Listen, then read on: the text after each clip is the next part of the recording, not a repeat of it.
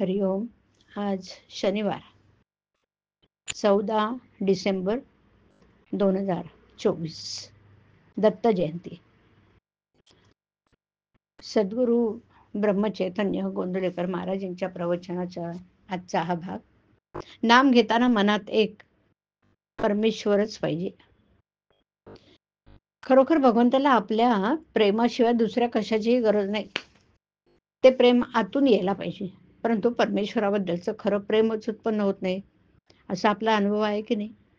परमेश्वराला प्रेमाने हाक मारताच येत नाही आपल्याला, मग ते त्याला ऐकू कसे जाणार? प्रेमाने हाक मारताच येत नाही तर मग ते त्याला ऐकू जाणार नाही. सहवासाने प्रेम वाढेल. आगगाडीच्या 4 तासांच्या सहवासाने जर प्रेम उत्पन्न होतो, तर नामस्मरणाने प्रेम का उत्पन्न होणार नाही? देहाशी अनंत जन्मांचा सहवास असतो आणि म्हणून देहावर प्रेम जडून देहबुद्धी येते. नामाचा सहवासही पुष्कळ म्हणजे सतत करावा, म्हणजे विषयावरची आणि देहाची आसक्ती कमी होऊन नामावर प्रेम जळेल.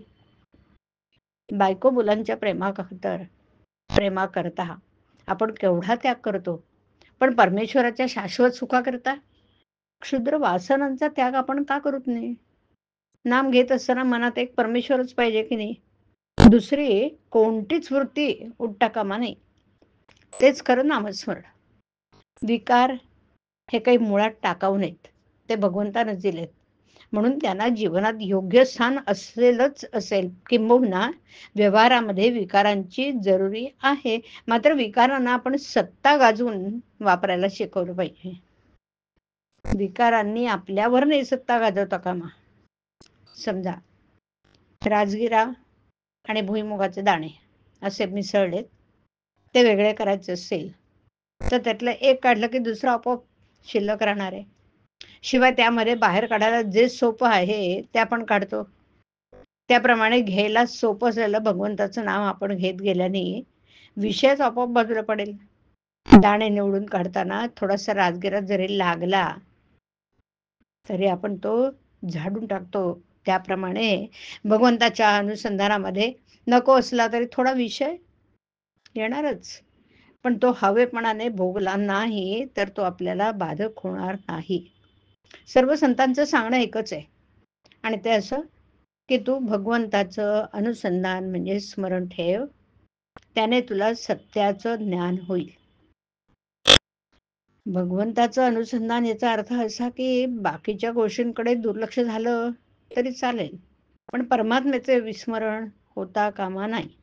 भगवंताचं अनुसंधान कोण कसं ठेवील याचा नेम नाही. कोणी पूजा करून ठेवेल, कोणी भजन करून ते ठेवेल, कोणी नामस्मरण करून ठेवेल, कोणी मानस पूजा करून ते ठेवेल, तर कोणी चित्रकलेमध्ये सुद्धा ठेवील. आता हे भगवंताचं अनुसंधान हे ध्येय ठेवावं आणि त्याला अनुसरून बाकीच्या गोष्टी आपण करूया ना. कर्तव्याची जाणीव आणि भगवंताचं अखंड अनुसंधान हेच सर्व पोथ्यांचं सार आहे. अखंडमुखी राम नाम हात असावे अनुसंधान, हाच सगळा परमार्थ जाण. हरिओम. हरिओम तत्सत. हरिओम.